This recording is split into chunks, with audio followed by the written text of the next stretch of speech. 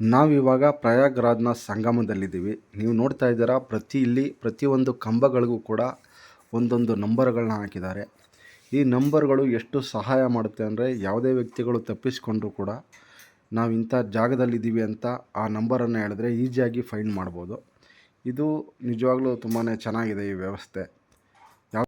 ಈ ಥರ ಒಂದು ವ್ಯವಸ್ಥೆ ಇರೋದ್ರಿಂದ ತಪ್ಪಿಸ್ಕೊಳ್ಳೋದಕ್ಕಾಗಲ್ಲ, ಯಾವುದೇ ರೀತಿ ಗೊಂದಲ ಕೂಡ ಇರಲ್ಲ. ನೋಡ್ತಾ ಇರ್ಬೋದು, ಕೆಳಗಡೆ ಎಲ್ಲ ಹುಲ್ಲನ್ನು ಹಾಕಿದ್ದಾರೆ. ಅಂದರೆ ನದಿಯಿಂದ ಸ್ನಾನ ಮಾಡಿ ಬಂದಂಥವ್ರು ಗಲೀಜಾಗಬಾರ್ದು, ಮತ್ತು ಇದರಿಂದ ಯಾವುದೇ ಧೂಳು ಕೂಡ ಆಚೆ ಬರಲ್ಲ. ಅದೊಂದು ಸೇಫ್ಟಿಗೋಸ್ಕರ ತುಂಬ ಹುಲ್ಲನ್ನು ಹಾಕಿದ್ದಾರೆ ಎಲ್ಲ ಕಡೆ. ನೋಡ್ತಾ ಇರ್ಬೋದು, ಇದರಿಂದ ಯಾವುದೇ ರೀತಿ ಮಣ್ಣಾಗಲಿ ಮತ್ತೊಂದಾಗಲಿ ಬರಲ್ಲ. ಎಲ್ಲರೂ ನೀಟಾಗಿ ಡ್ರೆಸ್ ಚೇಂಜ್ ಮಾಡ್ಕೊಬೋದು. ನೀವು ನೋಡ್ತಾ ಇದ್ದೀರಾ, ಹಾಗೆ ಡ್ರೆಸ್ ಚೇಂಜ್ ಮಾಡೋದಕ್ಕೂ ಕೂಡ ತುಂಬಾ ಕೊಠಡಿಗಳಿದ್ದಾವೆ, ಸಿಕ್ಕಾಪಟ್ಟೆ ಕೊಠಡಿಗಳಿದ್ದಾವೆ. ಅಲ್ಲಲ್ಲಿ ನದಿಯನ್ನು ಸ್ವಚ್ಛ ಮಾಡೋ ಕೆಲಸ ಕೂಡ ಆಗ್ತಾಯಿದೆ. ಯಂತ್ರಗಳು ನದಿಯನ್ನು ಸ್ವಚ್ಛ ಮಾಡ್ತಾಯಿದೆ.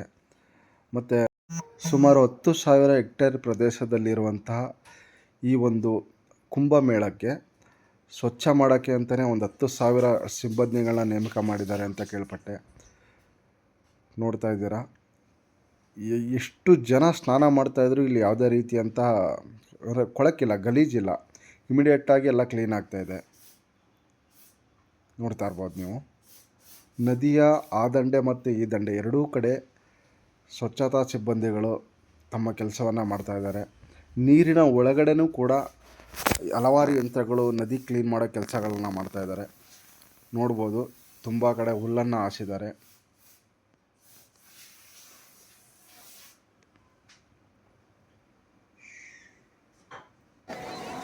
ನೋಡ್ತಾ ಇದ್ದೀರಾ ನೀವು, ಇಲ್ಲಿ ಸ್ನಾನ ಮಾಡಿದಂಥ ಭಕ್ತರಿಗೆ ತಮ್ಮ ಬಟ್ಟೆಯನ್ನು ಬದಲಾಯಿಸ್ಕೊಳ್ಳೋಕ್ಕೆ ಅಲ್ಲಿ ನದಿಯ ಉದ್ದಕ್ಕೂ ಕೂಡ ಕೊಠಡಿಗಳನ್ನು ಮಾಡಿದ್ದಾರೆ. ಅಲ್ಲಿ ಹೋಗಿ ಆರಾಮಾಗಿ ಡ್ರೆಸ್ ಚೇಂಜ್ ಮಾಡ್ಕೊಬೋದು. ಈಗ ನಾವೇನು ನೋಡ್ತಾ ಇದ್ದೀವಿ, ಇದು ಸಂಗಮದ ಪ್ರಮುಖ ಘಟ್ಟ.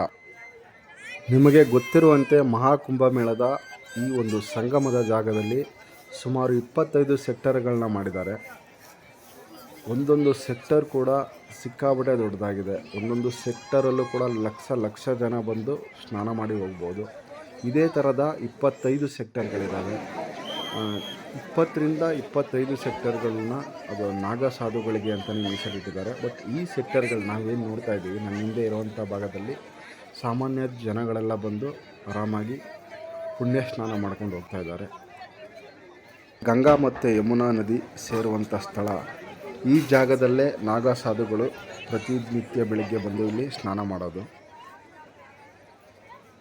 ನೋಡ್ತಾ ಇದ್ದೀರಾ, ಅಲ್ಲಲ್ಲಿ ರಕ್ಷಣಾ ಪಡೆಗಳು ಇದೆ ಮಧ್ಯದಲ್ಲಿ, ಅಂದರೆ ನದಿಯ ಮಧ್ಯದಲ್ಲಿ ರಕ್ಷಣಾ ಪಡೆಗಳು ಕೂಡ ಇದ್ದಾರೆ.